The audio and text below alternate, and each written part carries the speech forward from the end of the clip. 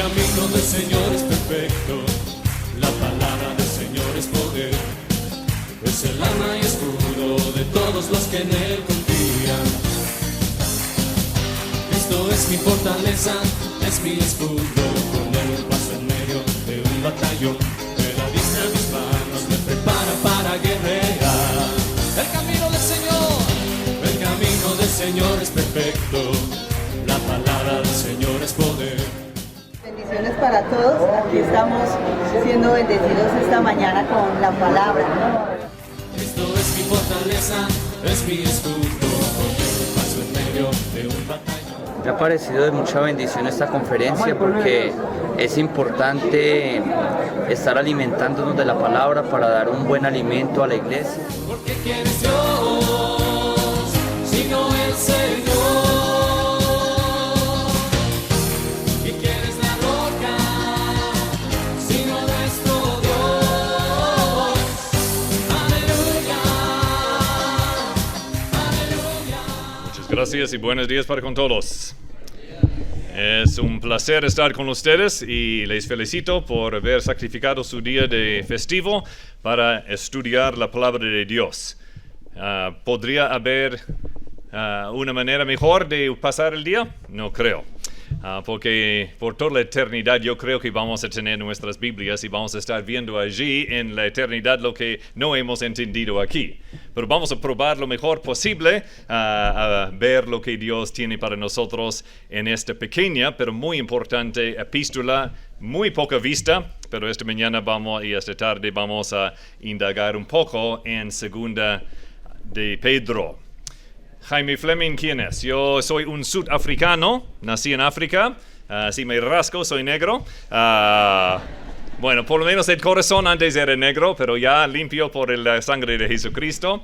Mis padres eran misioneros entre la gente Zulu en África y vivía yo allá hasta los 18 años de edad. Terminé mi bachillerato allá y luego hice mi universidad. Encontré una gringa para mi esposa y fuimos al Perú como misioneros en el año 1984. Nos quedamos allí 8 años en Lima y luego nos trasladamos para Bogotá, la gran ciudad suya, y estuvimos allí hasta el año 2008, o sea, unos 16 años entre las asambleas nuestras en Bogotá. Y no es mi primera vez aquí en Pereira y siempre es un placer estar entre ustedes aquí. Ahora nosotros trabajamos, como Gregorio dijo, a tiempo completo con los cursos a distancia Emmaus, y es un placer saber que hoy hay 3,500 personas igual como ustedes que van a iniciar un curso en el mundo. En más de 100 países hay escuelas y cada día del año, sin parar, 3,500 nuevos cursos son iniciados cada día del año. O sea, más de 1,400,000 el año. Pero lo bueno es que la mayoría, unos 75% de esos cursos, regresan para ser corregidos. Hay un proceso de discipulado. Nuestros amigos y hermanos en todo el mundo están creciendo en la palabra de Dios, en el conocimiento de Jesucristo. Entonces, pertenecer a una de las escuelas más grandes del mundo es buena cosa, y ustedes son alumnos ahora de la escuela Emmaus. Si no, de antes, por lo menos hoy ya se han inscrito y pueden ir a casa con el curso que mi papá escribió, estudiarlo lentamente, no hay prisa. El quien lo estudia en 2 semanas no es mi amigo. El que se demora 2 meses escudriñando la palabra y solamente leyendo el curso un poco y la palabra mucho, eso es el estudiante. El otro solamente es lector de una carpeta. ¿Ven la diferencia? Okay, hay que leer una página y parar y entonces indagar mucho en la palabra de Dios sobre los versículos mencionados en esa página de la carpeta del curso para entonces conocer la palabra de Dios. Y eso es el estudiante real.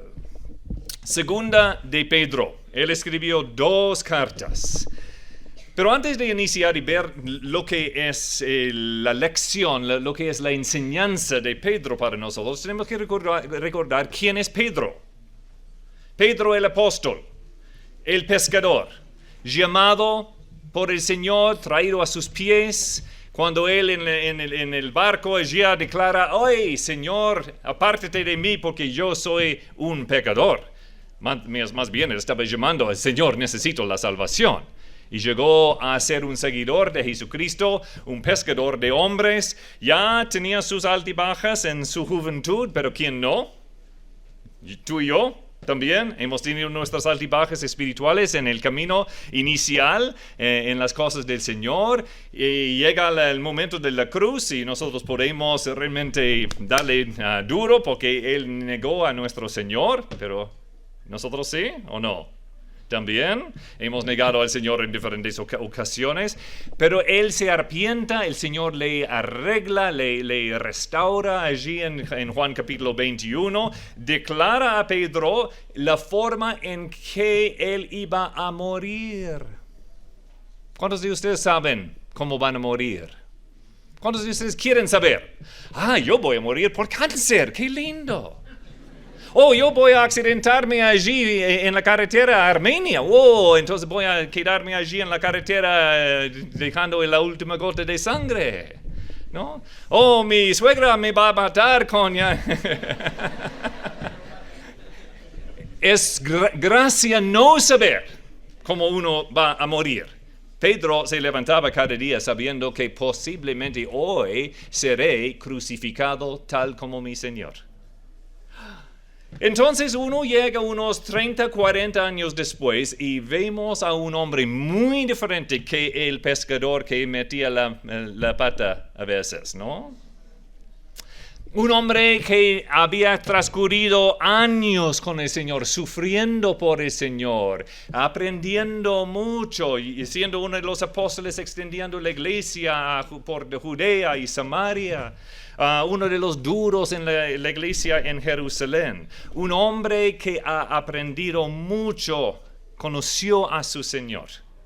Y entonces en sus últimos años, ya siendo maduro, él escribe para la iglesia de aquel entonces, en toda esa región, 2 cartas para ayudarles a entender la actualidad, la situación social, la situación política, la influencia de esas cosas en la iglesia. Y por eso necesitamos estudiar segunda de Pedro y primera, pero no tenemos tiempo para hacer ambas hoy día, porque nosotros estamos enfrentando cosas muy similares en nuestra sociedad. Sea colombiana, sea americana, sea surafricana, la sociedad se va cambiando, se va moldeando las mentes aún de los creyentes. Y las influencias causan cambios que causan problemas en nuestras iglesias, en nuestras denominaciones, si ustedes de una denominación, y en nuestras familias mismas, hasta en nuestras propias vidas cristianas. Y Pedro entonces viene para advertirnos en cuanto a los problemas, pero él comienza en una forma muy positiva. En capítulo 1, él habla de cómo crecer en piedad. En capítulo 2, él nos explica cómo resistir los errores o a los falsos profetas. Y entonces en capítulo 3, él nos da la perspectiva eterna y explica cómo debemos anhelar el regreso del Señor Jesucristo. Frente a eso, como yo personalmente debo crecer en la piedad, y sabiendo que mi Señor regresará por mí y por su iglesia, entonces, ¿cómo puedo yo identificar y resistir y no caer en los errores de los falsos? Y si uno anda por las calles de Pereira, no solamente son otras sectas y otras religiones que están predicando cosas falsas, sino en algunos edificios donde menciona Jesús en la pantalla al frente o en el letrero, pero dentro no habla mucho de Jesús, ¿verdad?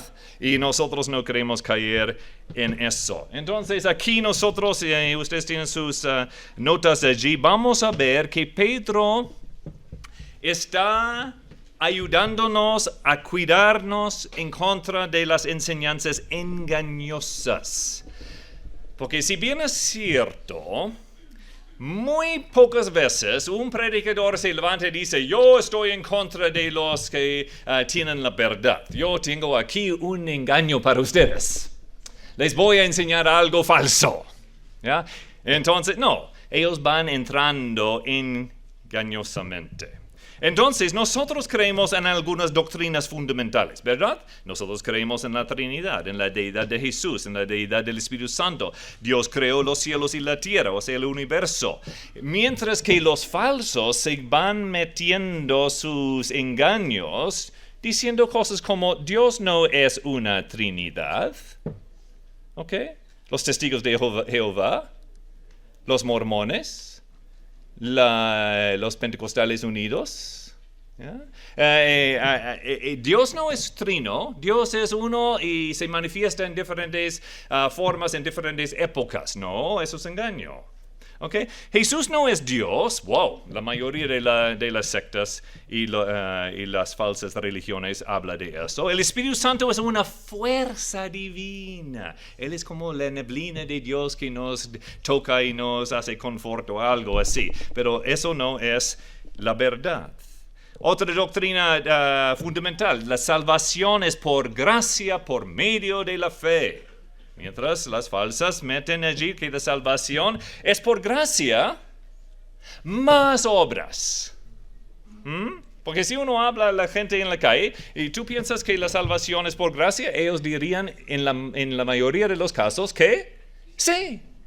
Entonces, ¿cómo estás seguro que eres salvo?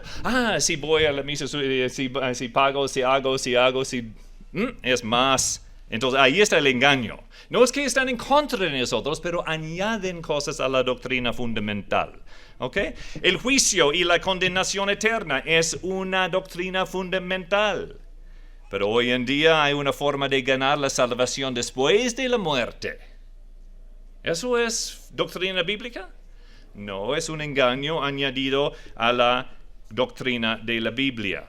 Otros están enseñando, aún evangélicos hoy en día están enseñando que ya después de la muerte ya el injusto va al infierno, pero por cierto tiempo nomás y después Dios le borra. Porque Dios es un Dios de amor, no puede dejar a alguien ya sufrir por la eternidad. ¿Cómo es eso? Piensa en Dios, amor y gracia, etc. No cuadra con esa idea del juicio eterno. Y suena rico, ¿no? Nadie quiere hablar del juicio eterno. Es mucho más chévere hablar de, Dios solamente en su gracia va a borrarles de la existencia, aniquilarles, etc. ¿Okay? Otra doctrina fundamental que nosotros guardamos es la Biblia, la palabra inerrante de Dios. ¿Okay? Pero hoy en día, ¿qué vemos? Aún predicadores evangélicos, añadiendo cosas, más revelación, etc.